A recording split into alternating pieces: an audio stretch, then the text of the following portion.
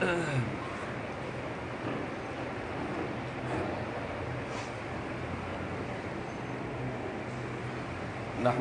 ونصلي على رسوله الكريم اما بعد فاعوذ بالله من الشيطان الرجيم ومن اظلم ممن منع مساجد الله ان يذكر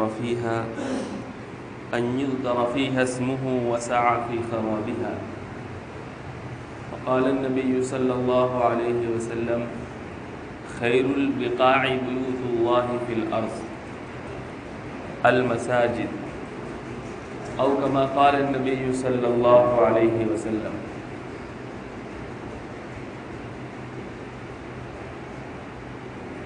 قرآن کریم کی صراحت اور وضاحت کے مطابق اللہ تبارک و تعالی نے انسان اور جنات دونوں ہی مخلوقات کو اس دنیا کے اندر اصلاً اپنی عبادت اور بندگی کے لیے پیدا کیا ہے۔ وما خلقت الجن والانس الا ليعبدون۔ ارشاد باری ہے کہ ہم نے جنات اور انسان کو صرف اور صرف اپنی بندگی کے لیے، اپنی غلامی کے لیے پیدا کیا ہے۔ ما اريد منهم من رزق، ہمیں ان سے کسی رزق کی، کسی روزی کی خواہش نہیں ہے۔ وما اريد ان يطعمون، اور نہ خواہش ہے کہ وہ ہمیں کھلائیں، بلکہ مقصد یہ ہے کہ وہ دنیا میں آ کر کے اپنے پیدا ہونے کے اصل مقصد یعنی عبادت اور بندگی اور اطاعت کو فراموش نہ کریں۔ پھر اس عبادت اور بندگی کی مختلف شکلیں رکھی ہیں اللہ تبارک و تعالی نے۔ بہت سے عبادتیں تو وہ ہیں جو اصلاً عبادت ہیں، ان کے لیے کچھ وقت مقرر ہیں، کچھ جگہیں مقرر ہیں۔ مثلاً تمام عبادتوں میں اللہ تبارک و تعالی کی وحدانیت اور رسول اللہ کی رسالت اور مرنے کے بعد زندہ ہونے کے اعتقاد رکھنے کے بعد جو سب سے اہم عبادت ہے وہ نماز ہے۔ ہر مسلمان کے اوپر دن میں 5 مرتبہ نماز فرض ہے، اور اس نماز کے لیے اللہ تبارک و تعالی نے وقت مقرر کیے ہیں۔ یہ اسی لیے ہے وقت سے تھوڑے وقفے کے بعد، تاکہ انسان اپنے اصل مقصد کو فراموش نہ کر دے۔ دنیا میں مشغول ہو جاتا ہے تو اس کے دل پر غفلت چھا جاتی ہے، پھر جیسے ہی کچھ مشغولیت بڑھے گی نماز کے لیے، پھر وہ مسجد آ جائے گا، اس کو اپنا مقصد تخلیق سمجھ میں آ جائے گا کہ میں اسی لیے پیدا کیا گیا ہوں۔ تو نماز ہے، نماز کے لیے اللہ تبارک و تعالی نے کچھ وقت مقرر کیے ہیں اور اس کی بڑی تاکید کی ہے، بہت تاکید ہے۔ قرآن میں تقریباً 100 سے بھی زیادہ مقامات پر نماز کی تاکید کا اور اس کو پابندی کے ساتھ پڑھنے کا حکم دیا گیا ہے۔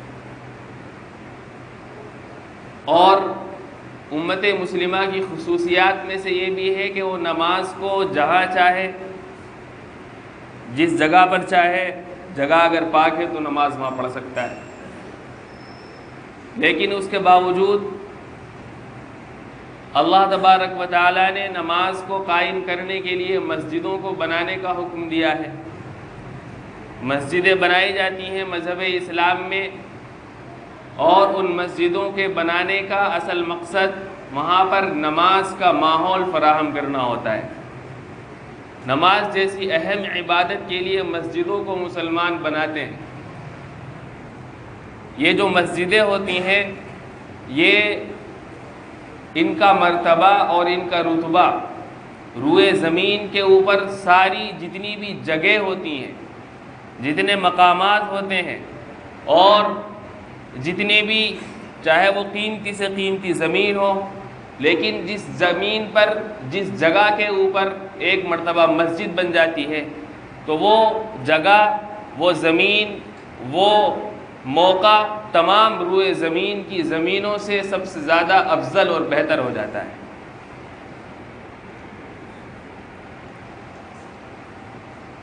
اور کیوں نہ ہو، جب ایک مرتبہ کسی بھی زمین کے اوپر مسجد تعمیر کر لی گئی، بشرطے کہ زمین کسی کا حق مار کر کے، قبضہ کر کر کے اس کے اوپر مسجد نہ بنائی گئی ہو، صحیح جگہ کے اوپر اگر مسجد ایک مرتبہ بنا دی گئی تو وہ جگہ، اور اس میں نماز پڑھنے کی اجازت دے دی بنانے والے نے، تو وہ جگہ اب کسی انسان کی ملکیت میں نہیں ہے، بلکہ وہ جگہ اللہ تبارک و تعالیٰ کی ملکیت میں پہنچ جاتی ہے۔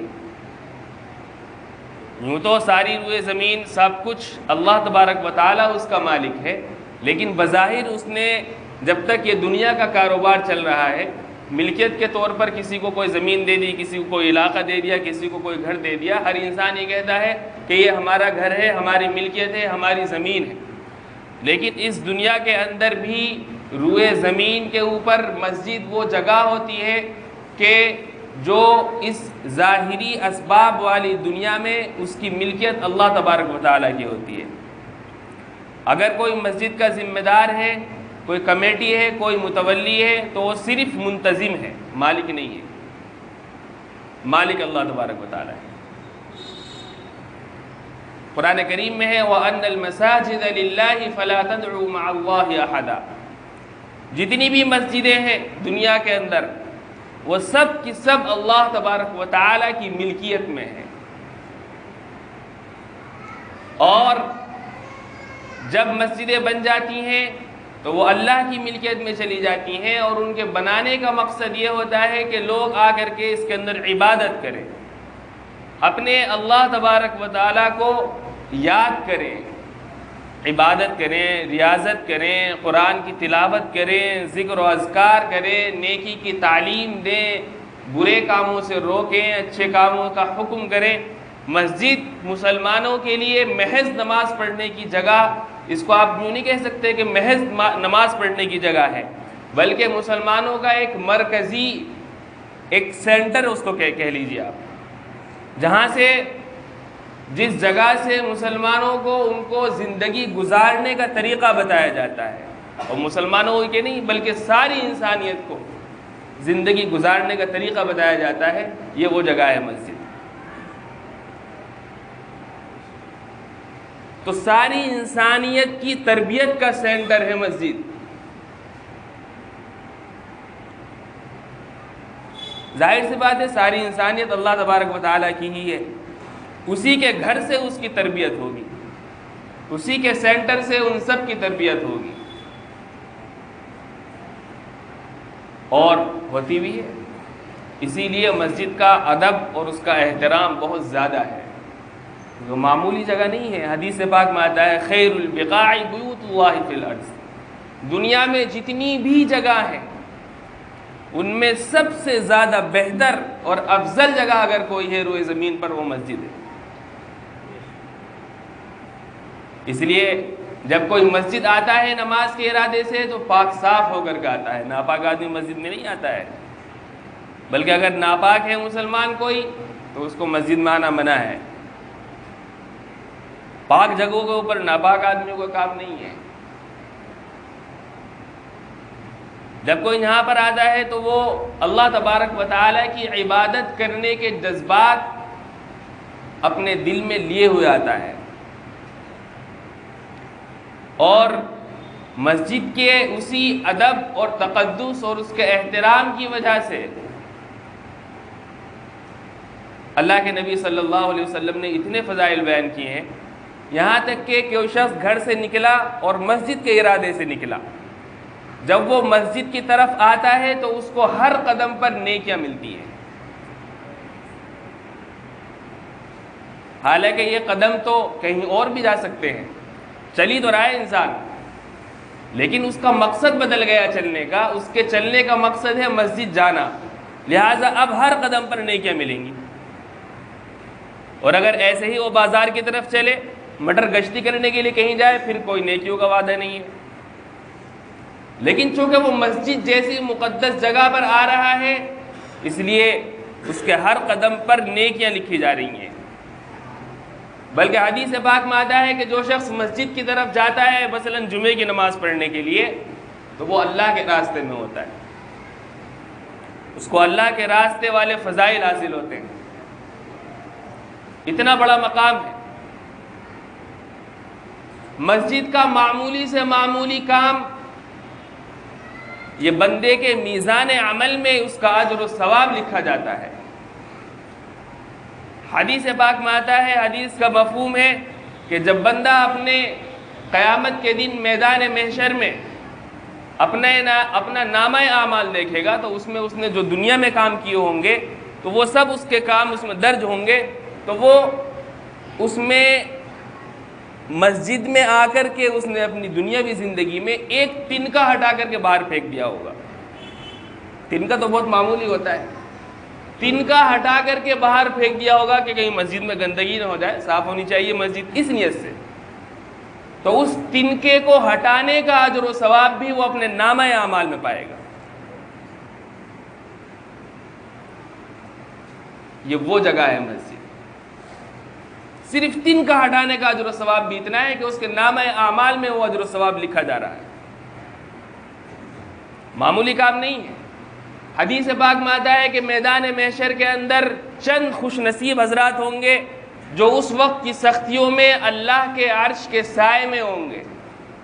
ان خوش نصیب افراد میں سے ایک شخص وہ ہوگا کہ جس کا دل مسجد سے وابستہ ہو، قلبہ معلق بالمساجد، جس کا دل اللہ کے گھر یعنی مسجدوں سے وابستہ ہو، اس کا دل اٹکا ہوا ہو، ہر نماز کے بعد میں دوسری نماز کی فکر رہتی ہو، مسجد جانے کی تڑپ رہتی ہو، مسجد جانے کی چاہت اس کے دلوں میں رہتی ہو۔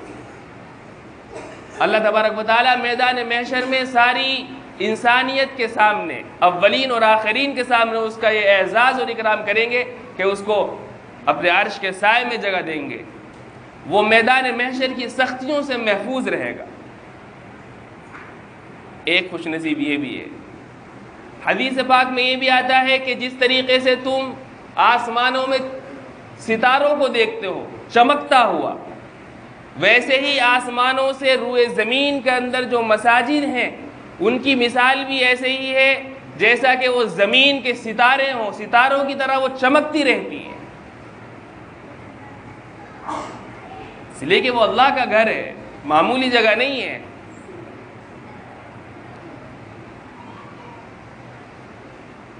تو یہ مسجدیں ہیں۔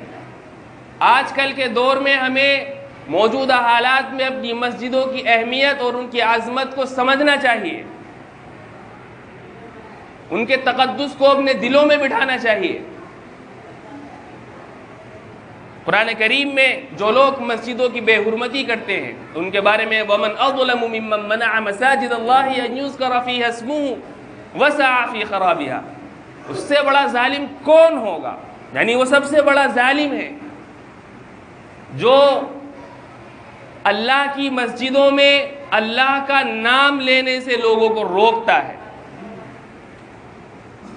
روکنا ایسے بھی ہو سکتا ہے کہ مسجدوں کو گرا دیا جائے، منہدم کر دیا جائے ان کو، یہ بھی اللہ کی مسجدوں میں روکنا ہے۔ اور روکنے کا کوئی اور طریقہ بھی ہو سکتا ہے، مسجدوں میں لڑائی جھگڑا کر لیا جائے جس سے دوسرے لوگ مسجدوں میں آنے سے رک جائیں، کوئی اور بات بھی ہو سکتی ہے۔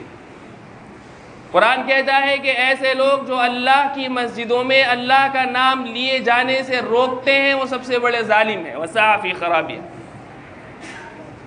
اور اسی آیت میں اللہ تبارک و تعالیٰ نے مسجدوں میں داخل ہونے کے ادب اور آداب بتائے ہیں کہ جب مسجد میں داخل ہوں تو بڑے ادب کے ساتھ داخل ہوں، احترام کے ساتھ داخل ہوں کہ ہم پروردگار عالم کے گھر میں جا رہے ہیں، اس کے دربار میں ہم حاضر ہو رہے ہیں۔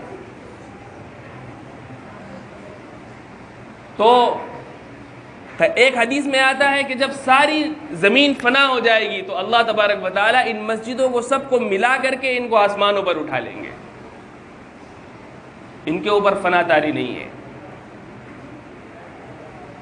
تو یہ بات ہمیں سمجھنی چاہیے کہ جو ہمیں اللہ تبارک و تعالیٰ نے مسجدیں دی ہوئی ہیں یہ اللہ کا انعام ہے اور ان کی فضیلت اور عظمت بہت زیادہ ہے۔